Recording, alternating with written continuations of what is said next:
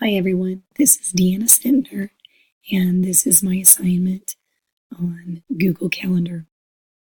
I apologize, but I have a bit of laryngitis, so I tried putting this off for a bit, but it doesn't seem to be getting any better.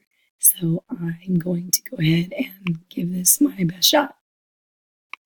So I compared the Google Calendar to the Outlook calendar, and while I had used the Outlook calendar for a brief time before my school went Google, I truly never utilized the calendar function a lot, so I knew very little about Outlook. The Google Calendar is what my school uses now, but honestly, I still really haven't been utilizing the calendar feature.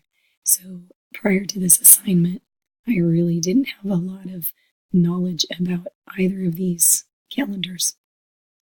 So the question is, which of these calendars is a better calendar for the user? So let's compare a little bit. The Outlook calendar, when you pull it up, has a lot of different features and things at the top, and the side also, I guess, feels busier to me. So I like the clear, simplistic layout of the Google Calendar a little bit better. It doesn't seem so overwhelming. So just looking at the two, I really like the look of the Google Calendar a little bit better. Since I didn't really know much about Outlook, and my husband does use that calendar, I did ask him to sit down with his calendar and so that I could see some of the different functions and how difficult or easy it was to add events and do some different things with the calendar. He likes the Outlook calendar a lot, but has been using it for quite some time. And I guess after looking at both, I feel like the Outlook calendar, while it had a lot of great features, was maybe a little bit harder to use if you were a beginning user. And the Google Calendar, the commands and the different features seem a lot easier and user-friendly. So in looking at them a little bit more carefully, the Google Calendar is really easy to share and sync with anyone, and of course to use from any device, which is really helpful. It is completely free, which is obviously a great feature as well. Again, the access from any device is super helpful for people who are using their phones or might have a computer at work like I do that's a PC and then a Mac computer at home. So Google kind of bridges all of those different gaps and allows you to have one calendar that you can easily see and utilize from all devices. It was also pretty easy to customize as far as colors and things like that. It's simple but easy to make your own. The Outlook calendar, of course, you do have to have Microsoft Office to use that calendar, and of course, you must purchase Microsoft Office. So that's definitely a downside of that calendar. It is fairly easy to use, as I said, for somebody who I think has been using it for some time, but I really did think that it was a little difficult for a new user. He had used it for quite some time and struggled to find a few of the different commands and things that we were looking for, and just didn't seem as easy to customize. So the features on the Outlook calendar, I just don't think are as simple or as user-friendly as they could be for a beginning user. Of course, then also it won't pull events from my email and add to my calendar, which is a benefit of having all Google. So my Google Calendar can pull events from my Gmail and add it to the calendar automatically, which is also a pretty great feature. So for me personally, my winner is Google Calendar. I think it's just a little easier for me to use and just a little bit more user friendly than the Outlook calendar. Although I did see that the Outlook calendar, I think, is a good calendar and would be great for somebody as well. I'm going to take just a couple minutes and go now to my calendar so that I can show you a few things. I really, as I said, didn't use this a whole lot, but as I've gone through this assignment, I've gotten actually pretty excited about figuring out and using it for different things. So I'm going to take just a couple minutes and show you how to create a new calendar.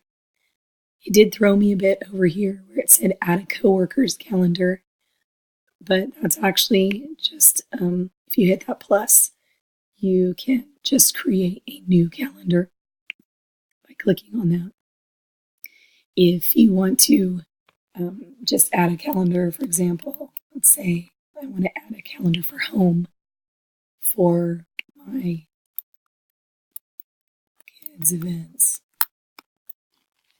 I can type a description and come down here and create calendar. And it'll take just a few seconds for that to create itself. And here it is now over here on the side. So if I get back out of settings, I can come over here to home. I can click on these three dots. I can change the color to whatever I'd like.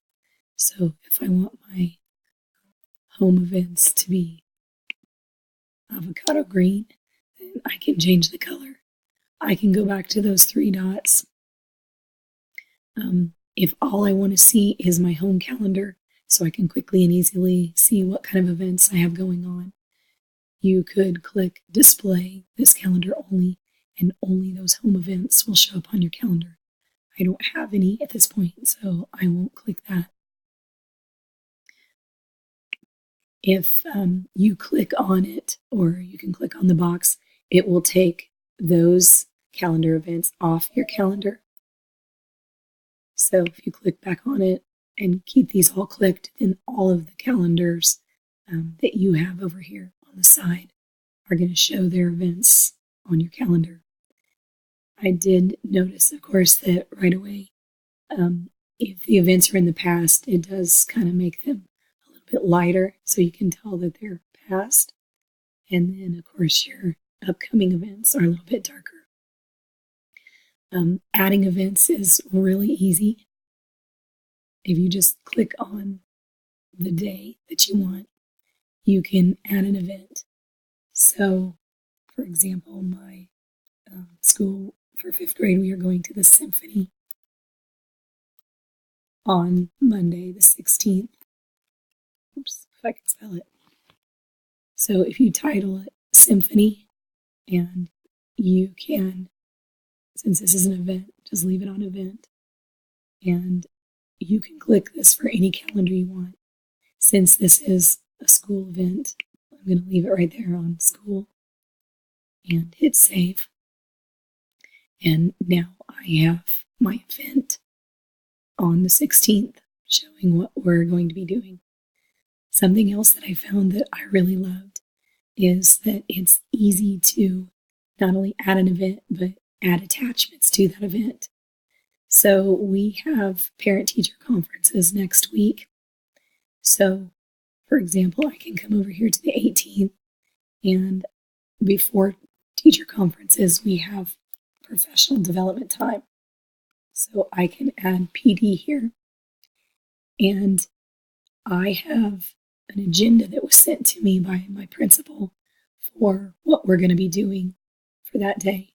So if you come down here and click more options, I can come over here and click on add attachment. And then I can look up here and I can see, since this syncs with Google and your Google Drive, I can come over here to either my drive or shared with me In this case, I downloaded the attachment to my drive. So I can find it down here. Here's PD agenda for October 18th. And if I click on that and hit select, you can see that it's now been added to my event. So I can click save. And now there's my PD event. And if I click on it, then I can also come down here and click on my agenda, and I can see the whole agenda for the day. I find that to be amazingly helpful. So there's just a few things that you can do and use in a Google Calendar. I think that it's simplistic and user-friendly, and it's definitely something that I will now be using. Thanks for listening.